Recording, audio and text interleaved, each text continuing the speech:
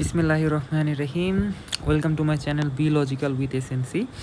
আমরা শুরু করতেছি আমাদের কিছু রিভিশন ক্লাস। আমাদের প্রথম আজকের যে ভিডিওটা, এটা হচ্ছে আমাদের বোটানি চ্যাপ্টার 1-এর। আমরা করতেছি হচ্ছে আজিবুস স্যারের যে চ্যাপ্টার শেষে কিছু রিভিশন লাইন দেওয়া থাকে, এই লাইনগুলো আমরা হচ্ছে একটু রিভাইজ দেবো, পড়বো এবং আরও এক্সট্রা কী করা যায় সেটা আমরা এখান থেকে বলার চেষ্টা করবো ইনশাল্লাহ। তো এই ভিডিওগুলো করার কারণ কি? কারণ শেষ টাইমে এসে দেখা যায় যে পড়তে ইচ্ছা করে না, তখন হচ্ছে আমরা আননেসেসারি রিলস না দেখে যদি আমরা ক্লাসগুলো একটু দেখি, তাহলে হচ্ছে আমাদের যে চ্যাপ্টারগুলোতে মেইন যে লাইনগুলো যেগুলো থেকে অ্যাকচুয়ালি কোশ্চেন হয়, সেগুলো কিন্তু আমাদের রিভাইজ হয়ে যাবে। ওকে, তো চলো শুরু করা যাক। প্রথম যেটা, সেটা হচ্ছে আমাদের যে ইনকুয়ারি ইনটু প্ল্যান্টস, এই বইটা কে লিখছে? এই বইটা লিখছে আমাদের বিজ্ঞানী থিওফ্রাস্টাস, তাই না? থিওফ্রাস্টাস। এখন আমার কোশ্চেন হচ্ছে যে এই যে থিওফ্রাস্টাস, ইনি কিসের জনক? এটা কি জানো? তাহলে কমেন্টে লিখবা যে থিওফ্রাস্টাস হচ্ছে কিসের জনক। ওকে, আচ্ছা। এরপরে হচ্ছে আমাদের যেটা লাইন, সেটা হচ্ছে যে রবার্ট হুক। আমরা জানি যে রবার্ট হুক হচ্ছে আমাদের কি, তিনি আমাদের মৃত কোষ আবিষ্কার করছিল, এবং মৃত কোষটা আবিষ্কার করার পরে তিনি যে বইয়ের মধ্যে লিখছিল সেটা হচ্ছে মাইক্রোগ্রাফিয়া। এটা কিন্তু মাইক্রোগ্রাফিয়ার জায়গায় কোচিংগুলোতে দেখা যায় ম্যাক্রোগ্রাফিয়া দিয়ে দিছে। ওকে, তো এটা হচ্ছে মাইক্রোগ্রাফিয়া, ঠিক আছে।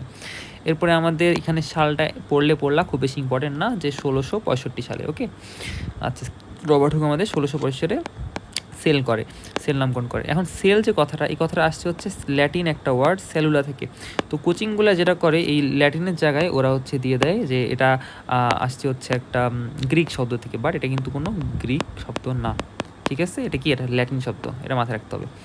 এরপরে আসো, তারপরে হচ্ছে আমাদের ডাচ বিজ্ঞানী অ্যান্টোনিও ভন লিউয়েনহুক, তিনি হচ্ছে প্রথম পূর্ণাঙ্গ কোষ কিন্তু পর্যবেক্ষণ করেন। তার মানে পূর্ণাঙ্গ কোষ কথাটা যদি থাকে তাহলে হচ্ছে ভন লিউয়েনহুক, আর যদি থাকে হইলো যে মৃত কোষ, হ্যাঁ, তাহলে কিন্তু সেটা হচ্ছে রবার্ট হুক। ওকে, একটা কথা মাথায় রাখো যে এখানে যেটাই থাকুক না কেন, মানে আমাদের অ্যান্সার, এই দুটাতে কিন্তু দেখো একটা কমন জিনিস আছে, এটা হচ্ছে হুক, ঠিক আছে। তার দুটাতে কিন্তু একটা কমন জিনিস আছে, হুক। কিসের সাথে কানেক্টেড? হুক কানেক্টেড কোষের সাথে, ঠিক আছে। তাহলে হুক কানেক্ট কিসের সাথে? হুক কোষের সাথে কানেক্টেড। জাস্ট লিউয়েনহুক যে, সে কি? সে হচ্ছে আমাদের পূর্ণাঙ্গ কোষের সাথে কানেক্টেড। ওকে, তাহলে এই জিনিসটা একটু মাথায় রাখলে আমাদের কোশ্চেন আনসার করার সুবিধা হবে, ঠিক আছে। ওকে, এরপরে হচ্ছে আমরা এখান থেকে তেমন কিছু পড়বো না, আমাদের এখান থেকে একটু মাথায় রাখতে হবে যে সেল যে থিওরি, এই থিওরিটা কে দিছে? সেল থিওরি আমাদের দেয় হচ্ছে স্লেইডেন, সোয়ান এবং ভার্চু। তো এখানে ভার্চুর কথাটা অ্যাড করা দিতে হবে, কারণ এখানে 3 জন বিজ্ঞানী, আর যেখানেই 3 জন থাকে সেখানে একটা এমসিকিউ তৈরি হয়ে যায়, কারণ 3টা অপশন থাকলে আর একটা অপশনই অ্যান্সার হয়, ঠিক আছে। তাইলে আমাদের আমরা জানি যে কোষ হচ্ছে কি জীবের গঠনগত এবং জৈবিক, এটা সবাই জানে, এতে কোশ্চেন আসার মতো কিছু না। বাট কোশ্চেন আসার মতো হচ্ছে যেমন এই লাইনটা, যে কোষ কীরকম ঝিল্লি দ্বারা যুক্ত? এটা হচ্ছে অর্ধভেদ্য ঝিল্লি, তাই না? Semi permeable. এবং কোষ কিন্তু আত্মপ্রজননে সক্ষম, তাই না? তাহলে এখান থেকে ট্রু ফলসের কোশ্চেন আসতে পারে, যে নিচের কোনটি সঠিক বা সঠিক নয়, সেখানে কিন্তু আত্মপ্রজননে অক্ষম দিতে পারে।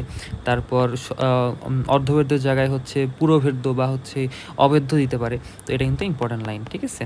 ওকে, এরপরে আমাদের সবথেকে ইম্পর্ট্যান্ট লাইন যেটা, সেটা হচ্ছে আমাদের আধুনিক কোষবিদ্যার জনককে। যখন বলবে আধুনিক কোষবিদ্যার জনক, তখন সেটা অবশ্যই অবশ্যই অবশ্যই কার্ল পি সোয়ানসং।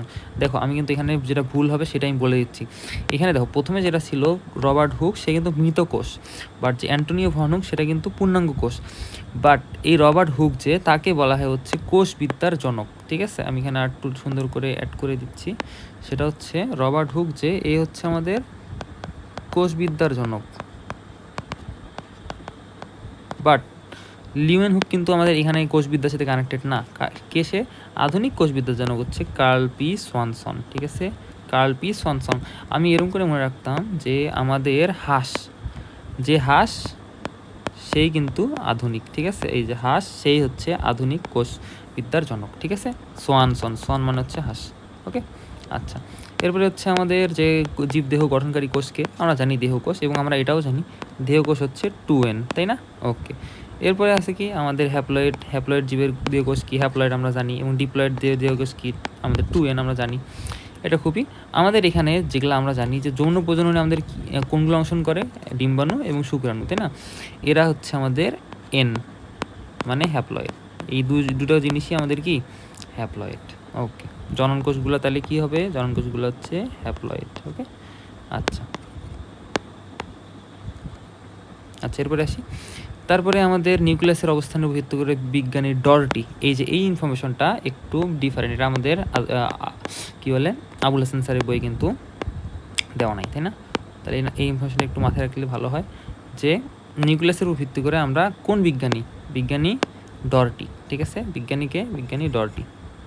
ওকে, আচ্ছা, নিচে এখন আমরা আসি। তাহলে হচ্ছে যদি কোনো কোষে আবরণী খারাপ থাকে বা থাকে না, সেটা কি আমাদের আদিকোষ।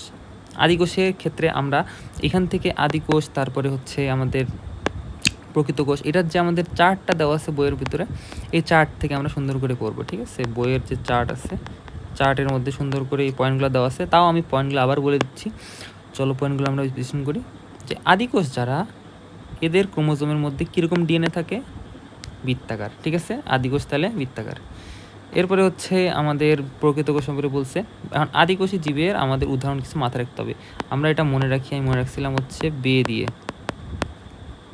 বিতে হচ্ছে ব্যাকটেরিয়া, এতে হচ্ছে অ্যামিবা, ওয়াইতে হচ্ছে ইস্ট, ঠিক আছে। ব্যাকটেরিয়া, মাইক্রোপ্লাজমাও একটা কি ব্যাকটেরিয়া টাইপের মধ্যেই পড়ে, যেটা আরেকটা নাম আছে। কী নাম বলো তো?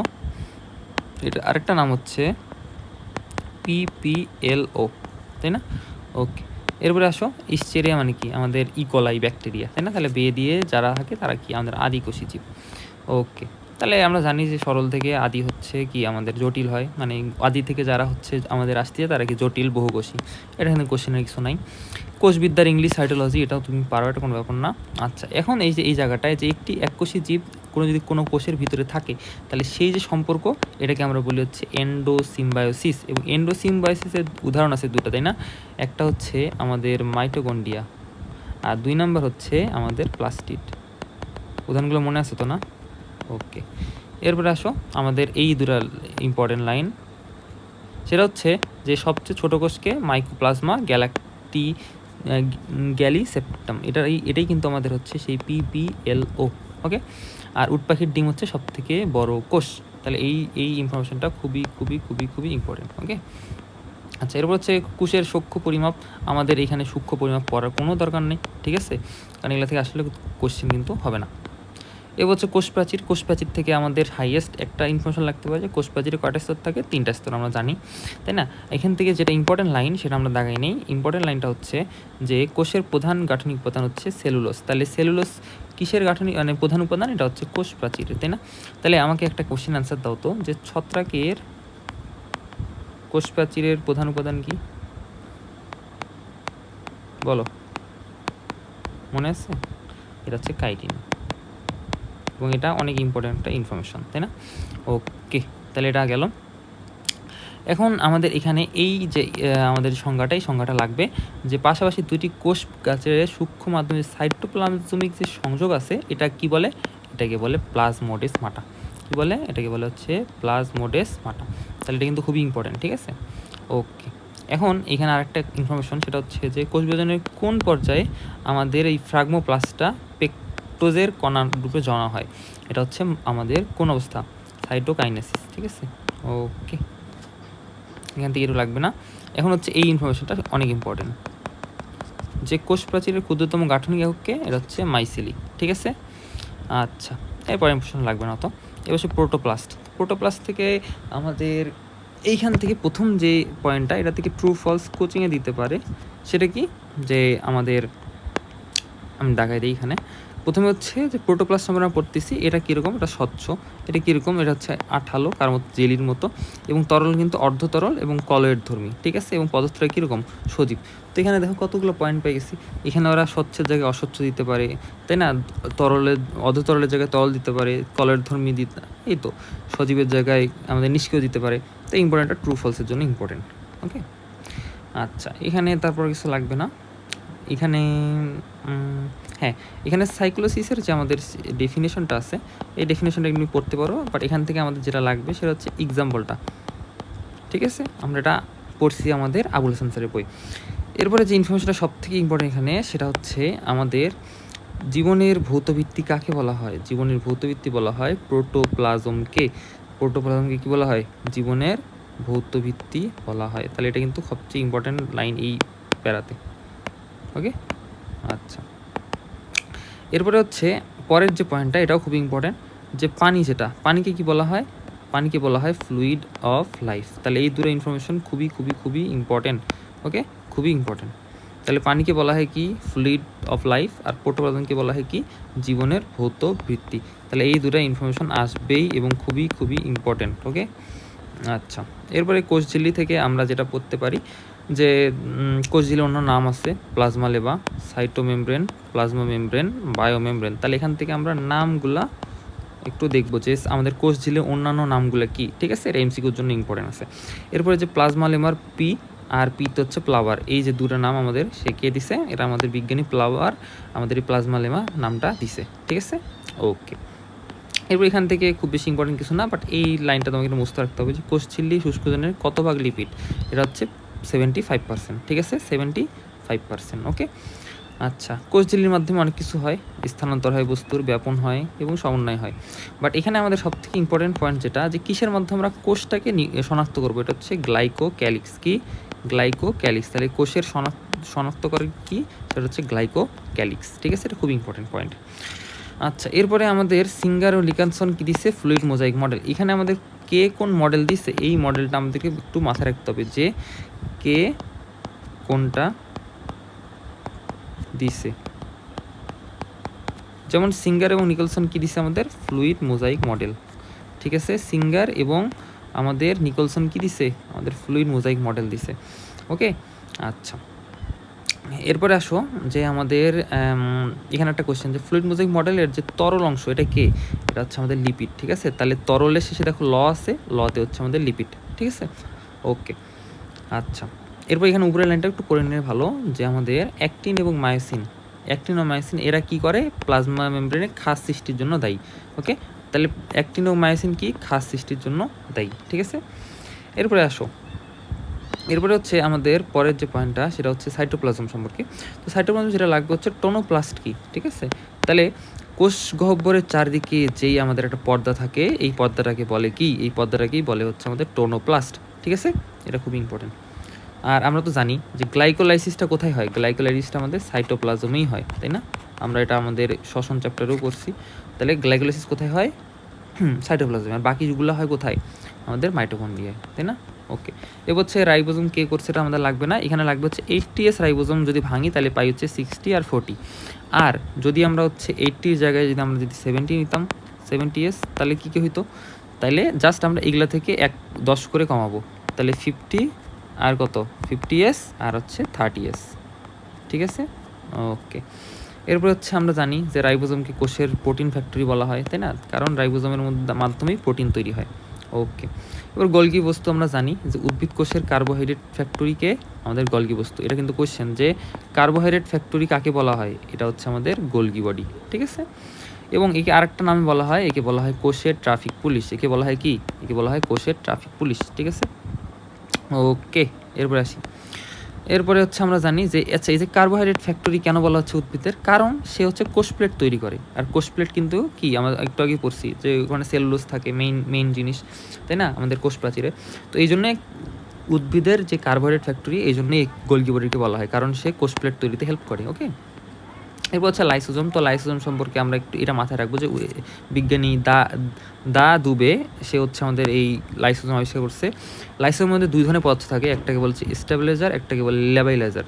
স্টেবল মানে কি সে স্টেবিলিটি দেয়, আর লেবাইলাইজার মানে কি সে কোনো জিনিস ফুটা করে দেয় বা ধ্বংস করতে সাহায্য করে, তাই না, ওকে। বাট এখানে সবথেকে বেশি ইম্পর্টেন্ট যেটা সেটা হচ্ছে সে অটোফ্যাগি এবং অটোলাইসিসের সাথে সে যুক্ত, তাই না। লাইসোজোম আমাদের একই সাথে অটোফ্যাগি যা জিনিস, অটোলাইসোজ সেম জিনিস, যে নিজে ভাঙি ফেলতে পারে, এটাই কি আমাদের লাইসোজোম। এই জন্য লাইসোজোমকে বলা হয় কি, লাইসোজোমকে বলে হচ্ছে সুইসাইড স্কোয়াড, তাই না, কি বলে সুইসাইড স্কোয়াড।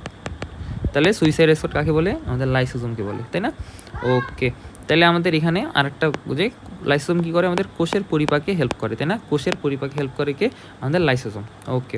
এরপরে আসি আমাদের এন্ডোপ্লাজমিক রেটিনার সময় বলা আছে এন্ডোপ্লাজমিক রেটিকুলাম, এর দুই প্রকার হতে পারে, একটা হচ্ছে মসৃণ, একটা হচ্ছে অমসৃণ।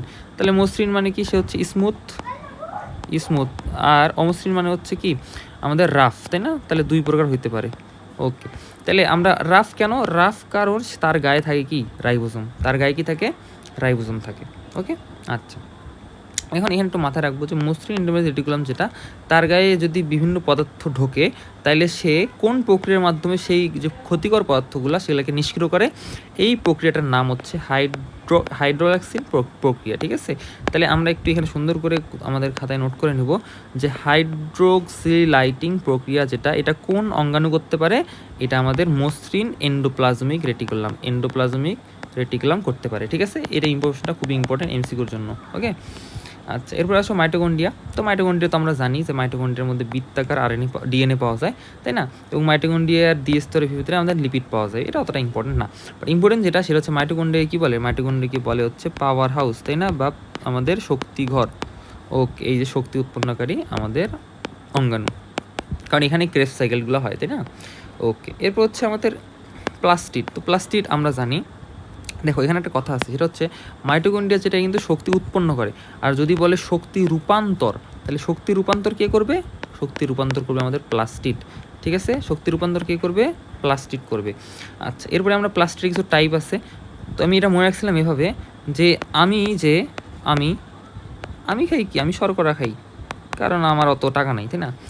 আর যে হচ্ছে আমাদের আলী, আমরা জানি আলী হচ্ছে একজন বক্সার, তাই না?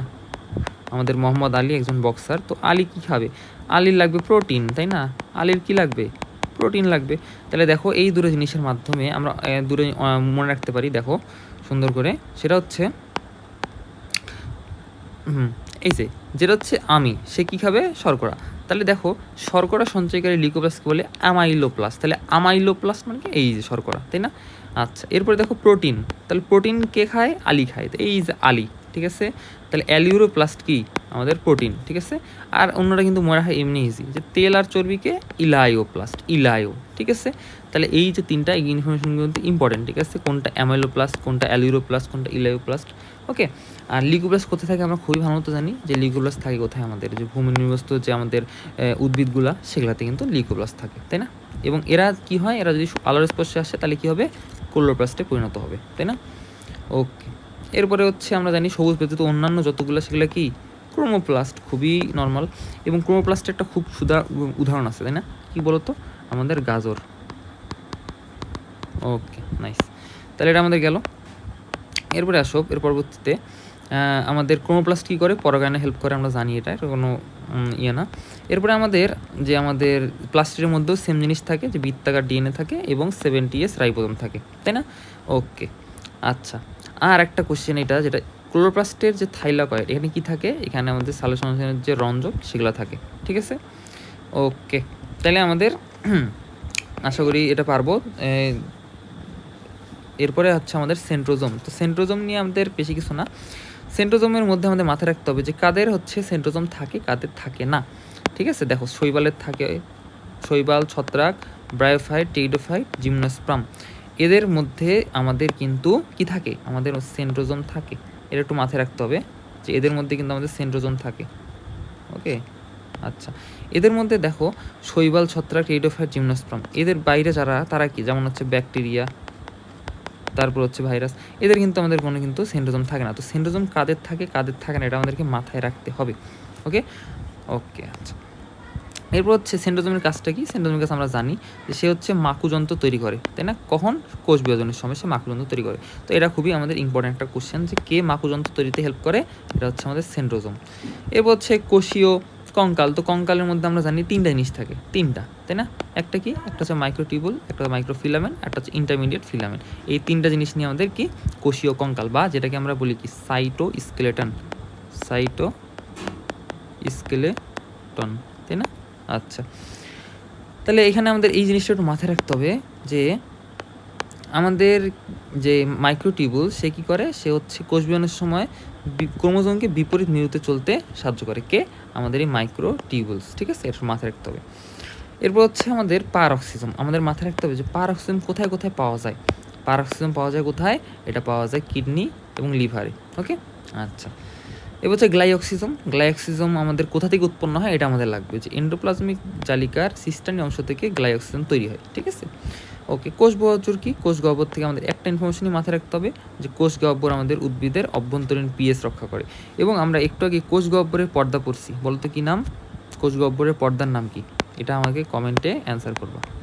কোষ গহ্বরের বাইরে একটা পর্দা থাকে, এটার নাম কি? ওকে, এরপর হচ্ছে আমাদের নিউক্লিয়াস থেকে আমাদের যেটা মাথায় রাখতে হবে যে বহু নিউক্লিয়াস যুক্ত কোষকে আমরা বলি সিনোসাইট। কি বলি? সিনোসাইট বলি, ঠিক আছে? ওকে, এবং এটার নিউক্লিয়াসে কিন্তু অন্যান্য নাম আছে, কোষের মস্তিষ্ক বলে, প্রেরণকেন্দ্র বলে, কেন্দ্রিকা বলে। তাহলে আমাদের অন্যান্য যে নামগুলো এগুলো আমরা একটু দেখে নিব, বাট অতটা ইম্পর্টেন্ট না, ঠিক আছে? আচ্ছা, এরপরে আসো আমাদের কোথায় থাকে প্রাণী কোষে? আমরা জানি কেন্দ্রে থাকে, এখানে পড়ার মতো কিছু না। নিউক্লিয়াসের রাসায়নিক গঠনে প্রথম পয়েন্টটা খুবই ইম্পর্টেন্ট, যে নিউক্লিওপ্লাজম যে এটার অপর নাম কি? এটার অপর নাম হচ্ছে ক্যারিওলিম্ফ, ঠিক আছে? এই ক্যারিয়ন কথাটার মানেই কিন্তু নিউক্লিয়াস, ঠিক আছে? আচ্ছা, নিউক্লিয়াসে কটা অংশ থাকে? নিউক্লিয়াসে 4টা অংশ থাকে, ওকে? এবং আমাদের এই জায়গার এই ইনফরমেশনটা খুবই ইম্পর্টেন্ট, যে হচ্ছে ক্রোমোজোমের যেই জায়গায় আমাদের নিউক্লিয়াস লাগানো থাকে তাকে কি বলে? তাকে আমাদের বলে হচ্ছে স্যাট বা স্যাটেলাইট, ওকে? এখানে অনেকেই ভুলে স্যাটেলাইটের জায়গায় গৌণকুঞ্চন দাগাই দিয়ে আসে, এই জন্য এই পয়েন্টটা খুবই ইম্পর্টেন্ট, ওকে? সেটা কি? যে ক্রোমোজোমে যে স্থানে নিউক্লিয়াস লাগানো থাকে তাই কি বলে? তাকে স্যাটেলাইট বলে, ঠিক আছে? ওকে, এবার ক্রোমোজোম কে আবিষ্কার করে? এটা লাগবে যে স্ট্রাসবার্গার আবিষ্কার করে। আমাদের দেহে 44টা থাকে কি? অটোজোম, এবং 2টা থাকে সেক্স ক্রোমোজোম, তাই না? ওকে, এবার হচ্ছে ক্রোমোজোমের গঠন থেকে আমাদের যেটা লাগবে, যে আমাদের যে ক্রোমোজোমের বিভিন্ন ভাগে আমরা ভাগ করতে পারি সেন্টোমিয়ারের উপর ভিত্তি করে। যেমন হচ্ছে আমরা কি করতে পারি? আমরা ক্রোমোজোমের ভিত্তিতে হচ্ছে ভি এল জে আই, তাই না? ভি এল জে আই এই ভাগে আমরা ভাগ করতে পারি। যে ক্রোমোজোম যদি মাঝে থাকে মেটাসেন্ট্রিক, টেলোসেন্ট্রিক, এরকম বিভিন্ন ভাগে ভাগ করতে পারি। তো এই নামগুলো কিন্তু খুব ইম্পর্টেন্ট, ওকে? আচ্ছা, এরপর এখান থেকে লাগতে হবে যে আমরা নিউক্লিওজোম কাকে বলে? মাথায় রাখতে হবে নিউক্লিওজোম 2টা জিনিস নিয়ে গঠিত। কটা জিনিস? 2টা।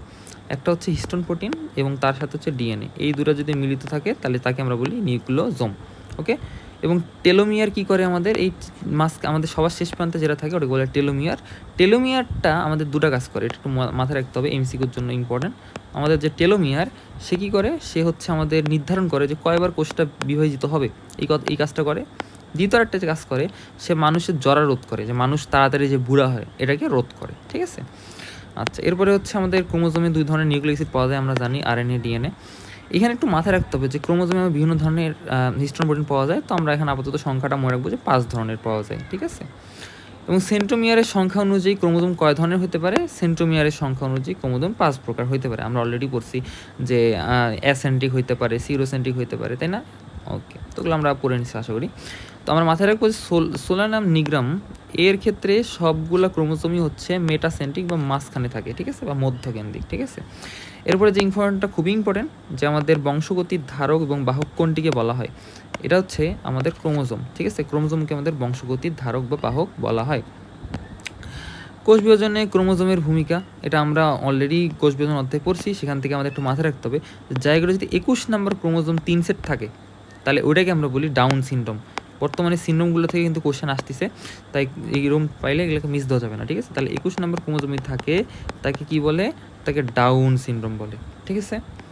ওকে, এরপর এখান থেকে তেমন কিছু লাগবে না। নিউক্লিক অ্যাসিডের নাইট্রোজেনের পরিমাণটা এমনি পড়লাম 15%, 10%, বাট অতটা ইম্পর্টেন্ট না। ওকে, এরপর হচ্ছে আমাদের নিউক্লিওসাইড কী কী নিয়ে গঠিত? একটা হচ্ছে ক্ষার এবং পেন্টোজ, এবং তার সাথে যদি আমাদের আরেকটা জিনিস থাকে তাহলে সেটাকে আমরা নিউক্লিওটাইড বলি, তাই না? এটা আমরা এরপর আসতেছি। এখান থেকে যেটা লাগবে যে ডিএনএকে বলা হয় মাস্টার মলিকুল, তাহলে বলো মাস্টার মলিকুল কোনটি? মাস্টার মলিকুল হচ্ছে ডিএনএ, ওকে? এটা খুব ইম্পর্টেন্ট একটা এমসিকিউ। এরপরে হচ্ছে ক্রোমোজোমের মূল উপাদান কি? আমাদের ডিএনএ, এটা আমরা জানি। এখানে আমাদের যেটা লাগবে যে এ এবং টি এই দুটো কয়টা বন্ড দিয়ে যুক্ত থাকে? এরা 2টা বন্ড দিয়ে, এবং জিসি কয়টা? 3টা হাইড্রোজেন বন্ড দিয়ে যুক্ত থাকে। এরপরে আমাদের মাথায় রাখতে হবে যে আমাদের ডিএনএ অণুর ব্যাস কতটুকু? এটা হচ্ছে 20 অ্যাংস্ট্রং, আর প্রতিটি প্যাচের দৈর্ঘ্য কত? 34 অ্যাংস্ট্রং, ঠিক আছে? এই জায়গায় একটু মাথায় রাখতে হবে যে যখন বলি প্রতিটি প্যাচ, না একটি বেস থেকে আরেকটি বেসের দূরত্ব, কি আমার কোশ্চেনে কী চাইছে এটা আমাকে মাথায় রাখতে হবে।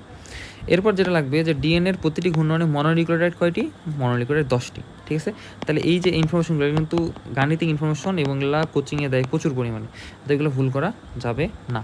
এবং পরের দুটো ইনফরমেশনও ইম্পর্টেন্ট, যে মানুষের ডিপ্লয়েড কোষে কতটুকু ডিএনএ থাকে? এটা হচ্ছে 5 থেকে 6 পিকোগ্রাম, আর আমাদের পুরা দেহে মাত্র 100 গ্রাম ডিএনএ থাকে। তাহলে প্রতিটা যদি কোষ বলি ডিপ্লয়েড কোষ, তাহলে 5 থেকে 6 পিকোগ্রাম, আর দেহ বললে 100 সরি 100 গ্রাম, হ্যাঁ।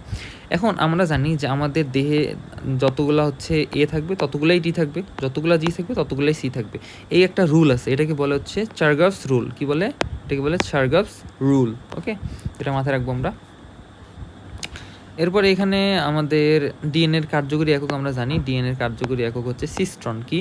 ডিএনএর কার্যকরী এককের নাম হলো সিস্ট্রন। ওকে, এখান থেকে কিছু লাগবে না, আমরা এই বিষয়ে পড়তে পারি যে জীবকোষের জৈবিক সংকেত প্রয়োগকে, এটা হচ্ছে আমাদের ডিএনএ। ঠিক আছে, আচ্ছা ডিএনএ তাইলে আমাদের অলরেডি অনেক ইনফরমেশন পাইছি, আরও পাচ্ছি, যেটা আণবিক ভিত্তি, বংশগতির রাসায়নিক ভিত্তি এবং বংশগতির রাসায়নিক ভিত্তি। এই ইনফরমেশনটা একটু ইম্পর্টেন্ট, ঠিক আছে, এটা কিন্তু ইম্পর্টেন্ট। ওকে, বংশগতির রাসায়নিক ভিত্তিকে ডিএনএ। ওকে, আচ্ছা এরপর হচ্ছে আমাদের আরএনএ, যেটা এই আরএনএ 90% থাকে সাইটোপ্লাজমে, আর 10% কই থাকে? আমাদের নিউক্লিয়াসে। ঠিক আছে, তো ইনফরমেশনটা কিন্তু ইম্পর্টেন্ট। এবং আমি আরেকটা ইনফরমেশন, সেটা যে আরএনএতে আমাদের থায়ামিনের জায়গায় কী থাকে? ইউরাসিল থাকে। আমি এটা মনে রাখছিলাম কেমনে, যে আমাদের কি রমনায় থানা নাই। রমনা মানে কি? রমনা মানে হচ্ছে আমাদের আরএনএ, তাই না? আরএনএ। আর থানা মানে কি? থায়ামিন। তো এই থায়ামিন নাই। ঠিক আছে, ওকে। এরপর হচ্ছে আমাদের আরএনএর মধ্যে যে দেখা যায় যে আর অনেক ভাগ আছে, তাই না? সেখানে 90%ই কিন্তু আরএনএ। ওকে, আচ্ছা আরেকটা যেটা, সেটা হচ্ছে আমাদের বিভিন্ন যে আমাদের ভাইরাস আছে, সেক্ষেত্রে আমাদের জিআরএনএ কিন্তু বংশগতির উপাদান হিসেবে কাজ করে, তাই না? Genetic RNA. আচ্ছা এরপরে হচ্ছে আরএনএ, যে এই যে মাইনর আরএনএ, এ কী করে? আমাদের এনজাইম গঠন করে। এটা কিন্তু ইম্পর্টেন্ট এমসিকিউ, ঠিক আছে? তাহলে আরএনএ কী করে? আমাদের এনজাইম গঠন করে। ওকে, এরপরে হচ্ছে আমাদের আর কি আছে? আমাদের বার্তা বহন করে কে? আমাদের এমআরএনএ। আর আমাদের অ্যামাইনো অ্যাসিড ধরে আনে কে? টিআরএনএ। কেন না? কারণ টি মানেই কি? আমাদের ট্রান্সফার। আর কি ট্রান্সফার করে সে?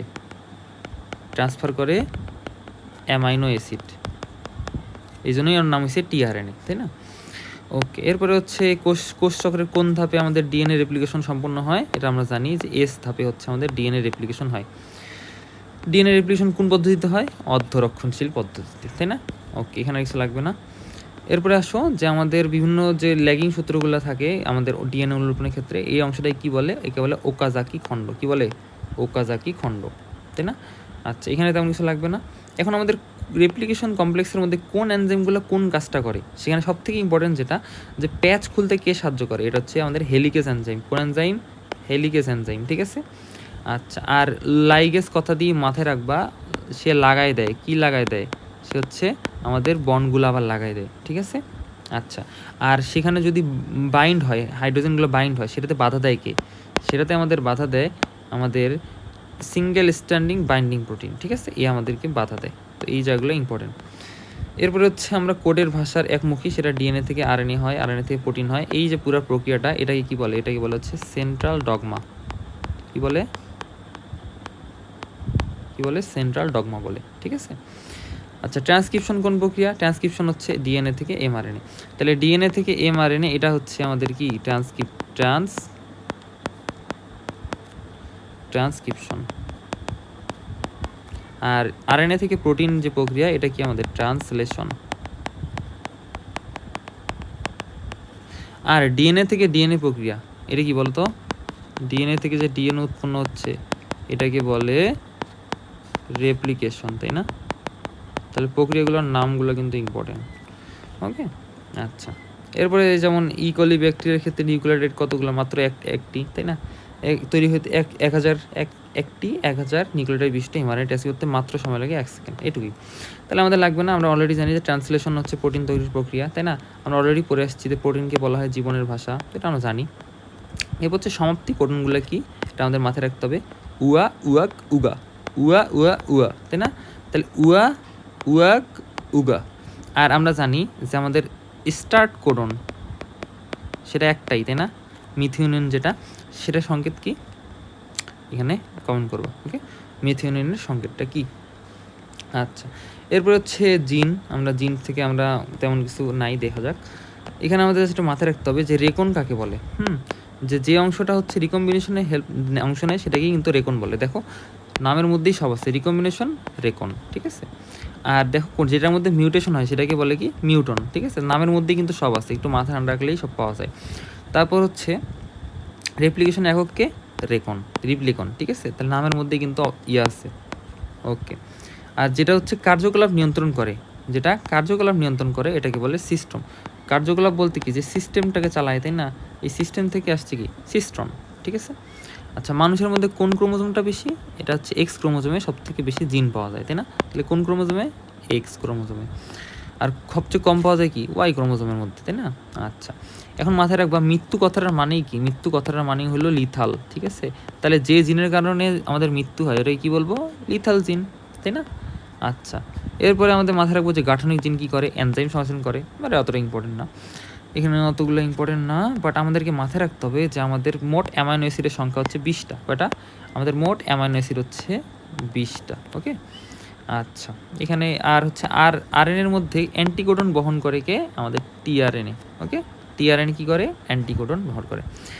আচ্ছা, এখন যদি আমরা টিআরএনএর দেখি, সেখানে কিন্তু লুপ আছে 4টা, হ্যাঁ, এবং আমাদের বাহু আছে 5টা, ওকে। আশা করি মনে আছে যে টিআরএনএতে কয়টা বাহু, কয়টা লুপ আছে।